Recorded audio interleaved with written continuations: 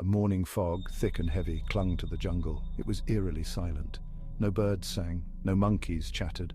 Only the sound of our own breath broke the silence. The air was thick with the smell of damp earth and rotting vegetation.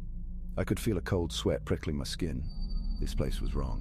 We pushed deeper into the jungle, hacking our way through the undergrowth. The jungle seemed to press in on us, suffocating us.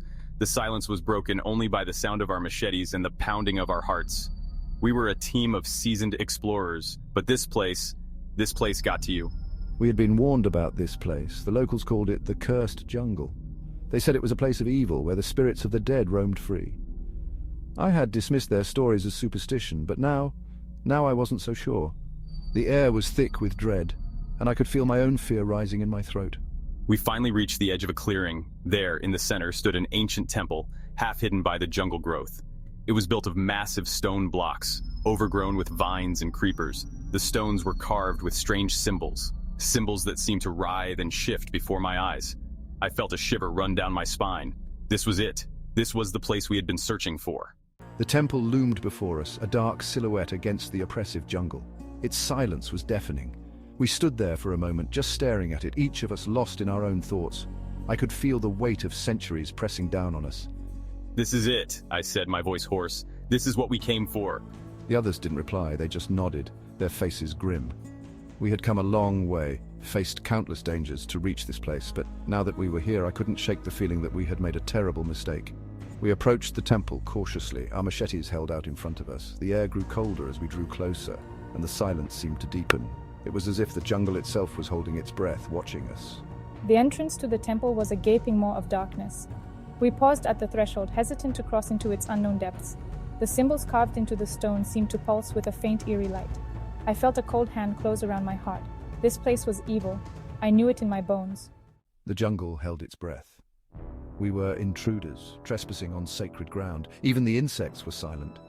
My hand trembled as I reached out to touch the temple entrance. The stone was cold, almost damp, sending a shiver down my spine. The ground rumbled beneath our feet. A low growl echoed through the jungle, shaking the leaves in the canopy above. My blood ran cold. Something was waking up, something ancient and powerful.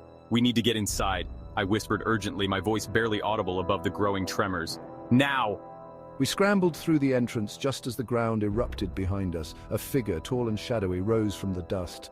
I didn't get a good look at it, but the glimpse I caught was enough to send shivers down my spine. It was humanoid, but twisted, its eyes glowing with an unnatural light. We didn't wait to see more. We plunged into the darkness, the echoing roar of the Guardian at our heels. Section 4, the Shadowy Depths. The darkness inside the temple was absolute, swallowing the light from our torches. The air was heavy with the smell of dust and decay, centuries old. Each footstep echoed off the unseen walls, creating a cacophony of sound that bounced around the chamber. I shone my torch around, trying to pierce the gloom.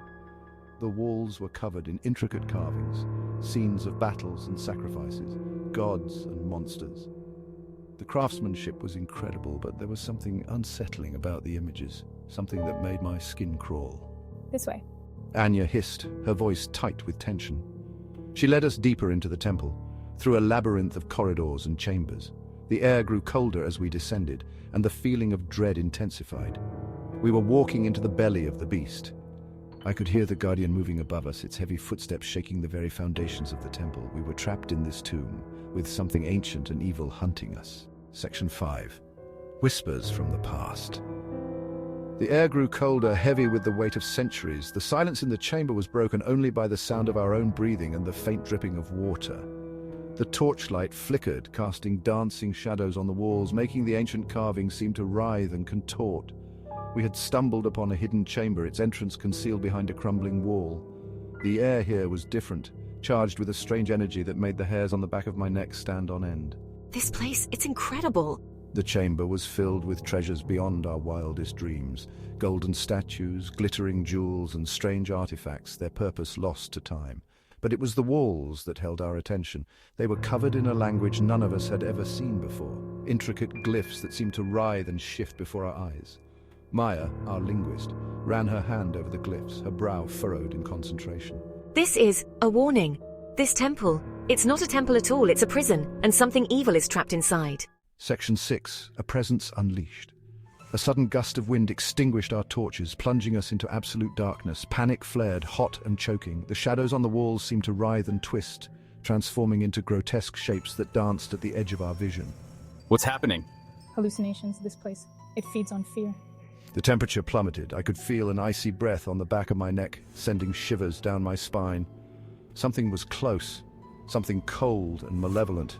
There. Anya cried out, her voice sharp with terror.